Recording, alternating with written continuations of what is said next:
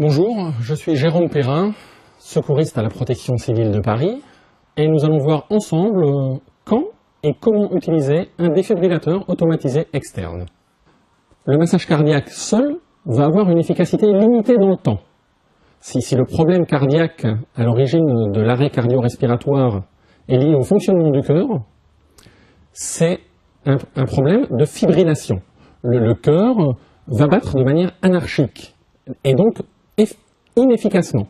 Il va avoir tendance à battre de cette façon-là. Le choc électrique que l'on va lui administrer par le biais du défibrillateur semi-automatique va lui permettre de recoordonner son activité et de battre de manière coordonnée pour être efficace. Bien sûr, cette action doit être liée à une compression de la part du sauveteur que l'on appelle compression thoracique. Donc lorsqu'il est disponible, on devra utiliser le défibrillateur automatisé externe, appelé communément DAE. C'est un appareil qui va permettre de défibriller le cœur de la victime en arrêt cardio-respiratoire.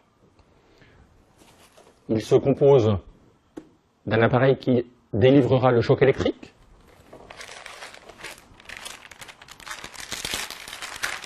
d'électrodes destinées à être collées sur la poitrine de la personne pour délivrer le choc électrique dans l'organisme, d'une paire de ciseaux pour découper les vêtements, d'un rasoir, si la victime est poilue, pour enlever les poils, de sorte d'assurer une meilleure conductibilité de l'électricité, et d'une serviette pour essuyer si la victime sort de la piscine ou qu'elle a le torse humide parce qu'elle vient de prendre sa douche. L'utilisation du défibrillateur est particulièrement simple.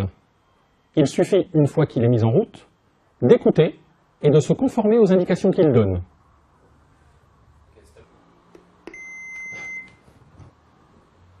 Une fois l'appareil opérationnel, il suffit d'appuyer sur le bouton « Marche »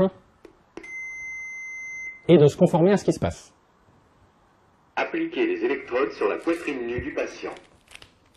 Branchez le connecteur des électrodes à côté du voyant clignotant.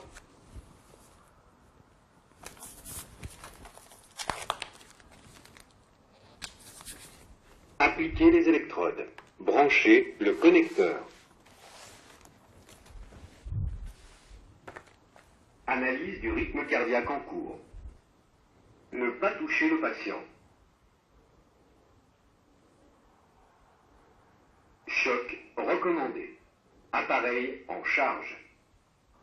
Restez à l'écart du patient. Délivrez le choc maintenant. Appuyez sur la touche orange maintenant. Écartez-vous. Choc délivré. En pause. Commencez la RCP. Je vais réaliser maintenant des compressions thoraciques, 30 compressions thoraciques et 2 insufflations, 5 fois. Ensuite, le défibrillateur réalisera une autre analyse du cœur de la victime. S'il constate lors de cette analyse que le cœur fibrille à nouveau, il délivrera un autre choc en demandant d'appuyer à nouveau sur le bouton. S'il constate qu'il n'y a pas de fibrillation, il demandera de poursuivre la réanimation cardio-pulmonaire et le secouriste présent sur place poursuivra les compressions thoraciques et la ventilation artificielle au rythme de 30 compressions pour 2 insufflations. Et ce, jusqu'à ce que les secours médicaux prennent notre relais. Il ne retirera jamais le défibrillateur tant que les secours médicaux